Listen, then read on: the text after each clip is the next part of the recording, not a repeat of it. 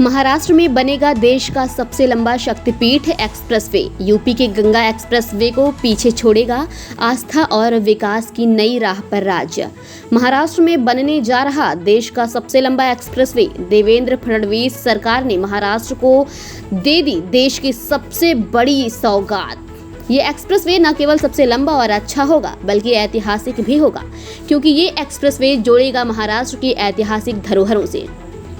साथ ही महाराष्ट्र और गोवा की दूरी घटेगी, रोजगार के अवसर पैदा होंगे। महाराष्ट्र तरक्की की राह पर एक कदम और आगे बढ़ेगा। महाराष्ट्र सरकार ने एक ऐतिहासिक फैसले के तहत नागपुर से गोवा तक शक्तिपीठ एक्सप्रेसवे बनाने की मंजूरी दे दी है। ये प्रोजेक्ट देश का सबसे लंबा ग्रीनफील्ड एक्सप्रेसवे होगा, जिसकी कुल लंबाई 802 किलोमीटर तय की गई है। इस परियोजना की खास बात यह है कि ये सिर्फ सड़क मार्ग नहीं होगा बल्कि धार्मिक आस्था, पर्यटन और आर्थिक विकास का नया केंद्र भी बनेगा। कहां से गुजरेगा ये एक्सप्रेसवे, चलिए ये भी जानते हैं। शक्तिपीठ एक्सप्रेसवे की शुरुआत पवनार, वर्धा जिला नागपुर के पास से होगी और इसका अंतिम पड़ाव पत्रा देवी, सिंधुदुर्ग, गोवा सीमा होगा। ये प्रोजेक्ट कुल 11 जिलों से होकर गुजरेगा, जिनमें वर्धा, यवतमाल, हिंगोली, नांदेड़, लातूर, बीड, उस्मानाबाद, सोलापुर, सांगली, कोल्हापुर और सिंधुदुर्ग शामिल है।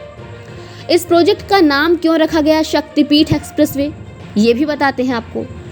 इस एक्सप्रेसवे का नाम शक्तिपीठ इसलिए रखा गया भाई साहब, क्योंकि इसका मार्ग महाराष्ट्र और गोवा के 18 प्रमुख धार्मिक स्थलों और शक्तिपीठों से होकर गुजरेगा। खास तौर पर इसमें शामिल हैं तुलजापुर की तुलजा भवानी माता, कोल्हापुर की महालक्ष्मी देवी, सिंधुदुर्ग की पत्रा देवी शक्तिपीठ। इसके अलावा औढ़ा नागनाथ और परली वैजनाथ जैसे ज्योतिर्लिंग भी इस मार्ग पर होंगे। ये परियोजना धार्मिक पर्यटन को जबरदस्त बढ़ावा देगी। इस मेगा प्रोजेक्ट की कुल लागत लगभग 86,000 करोड़ आकी गई है। इसमें से केवल भूमि अधिग्रहण के लिए 20,787 करोड़ की राशि मंजूर की गई है। राज्य सरकार और HUDCO housing and urban development corporation मतलब कि इसके बीच 12,000 करोड़ के लोन एग्रीमेंट पर सहमति हो चुकी है। बाकी की राशि राज्य के बजट से आवंटित की जाएगी। प्रोजेक्ट के लिए भूमि अधिग्रहण और चुनौतियों के बारे में भी बात कर लेते हैं। परियोजना के लिए करीब 7,500 हेक्टेयर भूमि की जरूरत होगी। Maharashtra state road development corporation ने भूमि सर्वेक्षण का काम शुरू कर दिया है। सरकार का लक्ष्य है कि दिसंबर 2025 तक भूमि अधिग्रहण का काम पूरा कर लिया जाए। लेकिन इस प्रोजेक्ट को लेकर यहाँ सबसे बड़ी चुनौती है स्थानीय किसानों और ग्रामीणों का विरोध। कोल्हापुर, सांगली, सोलापुर, लातूर, बीड और नांदेड़ जैसे जिलों में किसानों द्वारा विरोध प्रदर्शन, धरने और सड़क जाम जैसे आंदोलन हो रहे हैं।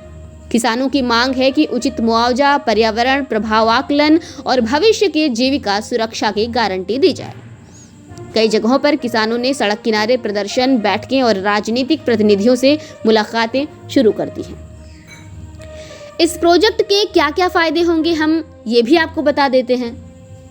सबसे पहले भाई साहब, यात्रा का समय घटेगा। फिलहाल नागपुर से गोवा की सड़क यात्रा में 18 से 20 घंटे लगते हैं। इस एक्सप्रेसवे के बनने के बाद ये दूरी सिर्फ 8 से 10 घंटे में तय की जा सकेगी। धार्मिक पर्यटन को मिलेगा बढ़ावा। सैकड़ों श्रद्धालुओं को शक्तिपीठों और ज्योतिर्लिंगों तक जल्दी पहुंचने में सहूलियत मिलेगी। इस प्रोजेक्ट से व्यापार और उद्योग बढ़ेगा। गोवा पोर्ट, औद्योगिक शहरों और ग्रामीण इलाकों के बीच मालवाहन तेज होगा, जिससे कृषि, व्यापार और छोटे उद्योगों को फायदा मिलेगा। जी हाँ, ऐसे प्रोजेक्ट के शुरू होने से सबसे ज्यादा नौकरी और रोजगार के अवसर पैदा होंगे। निर्माण कार्य, भूमि विकास, लॉजिस्टिक्स और टूरिज्म सेक्टर में हजारों नए रोजगार अवसर सृजित होंगे। आइए अब आपको ये भी बताते हैं कि इस परियोजना की विशेषताएं क्या है। 6 lane access controlled greenfield highway, उच्च गुणवत्ता का कंक्रीट और आधुनिक तकनीक। कोल्हापुर से सिंधुदुर्ग के बीच करीब 30 किलोमीटर लंबी सुरंगें, टनल्स, जो कि भारत की सबसे लंबी रोड टनल्स में शामिल होंगी। भविष्य में smart highway technology, EV charging station, rest areas और हेल्थ इमरजेंसी सिस्टम जैसे फीचर्स। शक्तिपीठ एक्सप्रेसवे केवल एक सड़क परियोजना नहीं बल्कि महाराष्ट्र के विकास और धार्मिक आस्था का प्रतीक बनने जा रही है। ये प्रोजेक्ट जहां एक ओर राज्य की आर्थिक रफ्तार को बढ़ाएगा, वहीं दूसरी ओर किसानों की आजीविका, पर्यावरणीय संतुलन और सामाजिक समरसता के सवाल भी खड़े कर रहा है। अब देखना ये होगा कि महाराष्ट्र सरकार किसानों के हितों और पर्यावरणीय चिंताओं का समाधान कर इस मेगा प्रोजेक्ट को सफलता की मंजिल तक कैसे पहुंचाती है। ब्यूरो रिपोर्ट, खबर 24 एक्सप्रेस।